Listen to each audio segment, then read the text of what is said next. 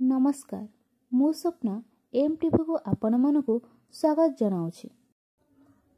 वर्तमान खरा समय रे घर बाहर भी मुस्किल हो जाउछि।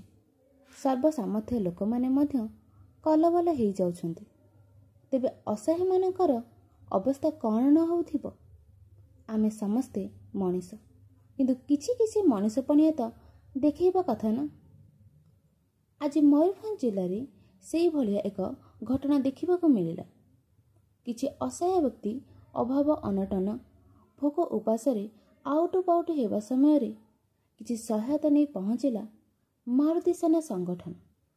राशन पनीपरिबा लुगापटा और किछि आर्थिक सहायता। आज यही कार्यक्रम को परिचालन करथिले चक्र भाई, विकास, काजल दीदी और ललिता दीदी प्रमुख।